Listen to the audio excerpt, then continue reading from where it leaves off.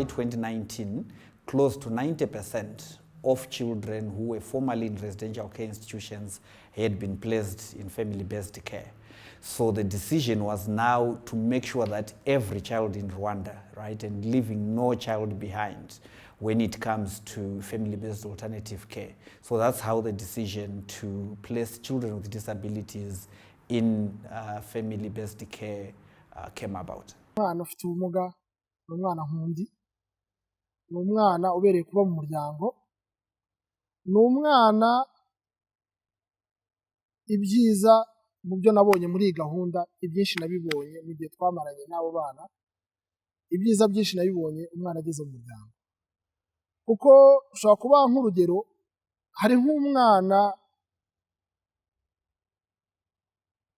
twasubije mu muryango atavuga, ariko ageze mu muryango byatunguye umubyeyi, bitungura n'abarezi kumva ko uwo mwana yatangiye kuvuga. Mu myaka yose igeze muri 5 yari amaze ari mu kigo. Ubwo urumva rero niba umwana ashobora kuba ari mu kigo atavuga akaba ageze mu muryango avuga, ni ukuvuga ngo umwana ufite ubumuga ahantu habereye kuba ni mu muryango kuri uwo mwana.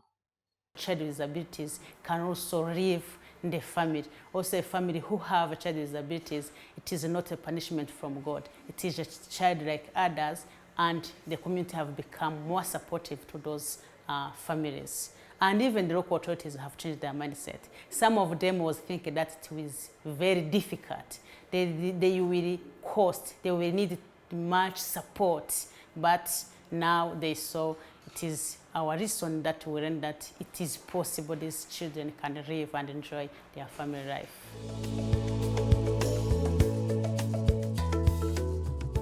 We started in 2019 by identifying technical support or technical expertise to bring in technical people, two colleagues actually, one international and one who is local, who teamed up together and helped us to look at all the tools that we already had and all the guidelines on care reform to make them inclusive. So that was the very first important step. From there, then we had to do a lot of technical capacity development for the workforce, the district workforce, but also the government from national level, and going all the way to the community through including the community-based workforce, known as the Inshuti Zumbriango or Friends of the Family. So all those guys have been trained based on revised guidelines, tools, training material, which is now inclusive.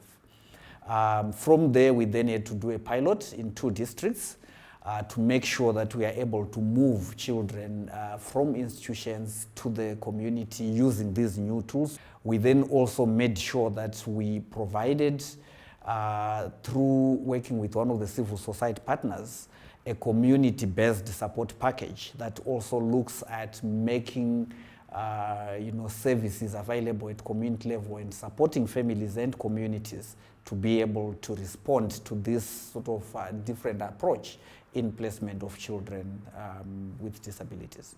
We have also advocated to the institution managers to transform their facilities in order to help them to provide different services to people, to children, not the children living in a institution, but the children living in the community, from the community.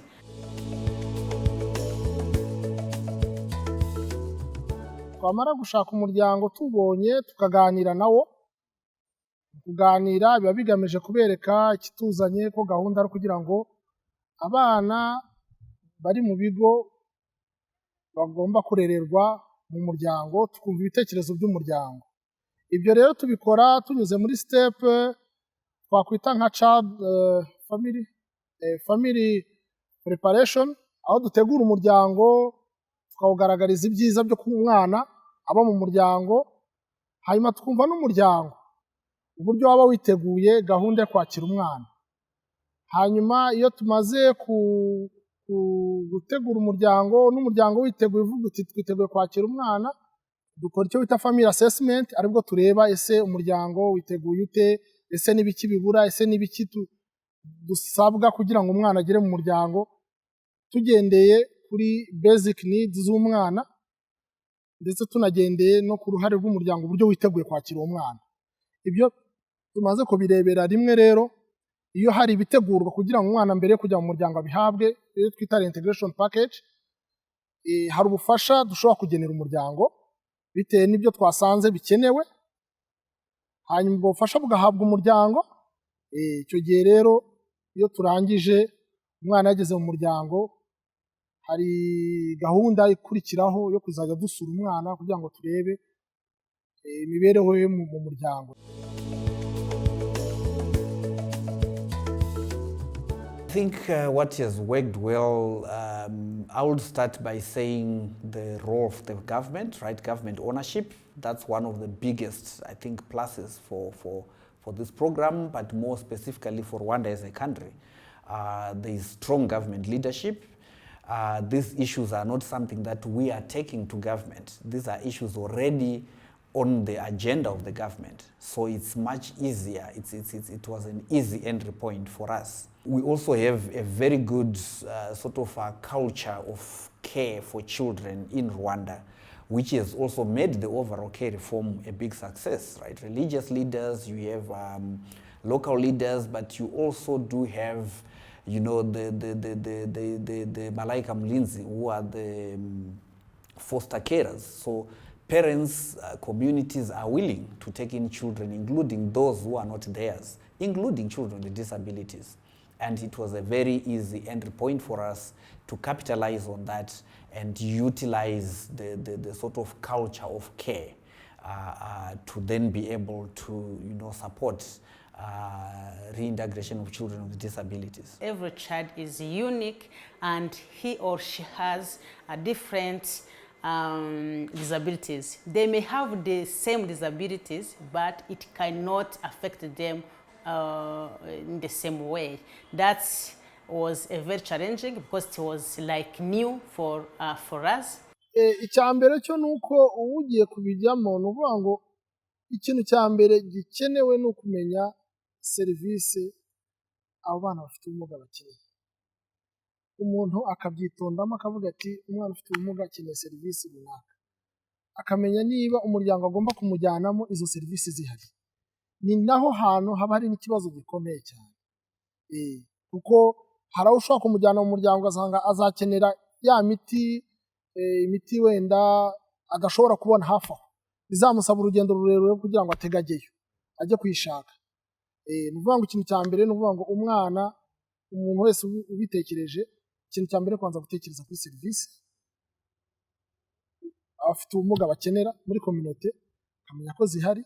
Ikindi cya kabiri ni ukufata umwanya wo gutegura imiryango,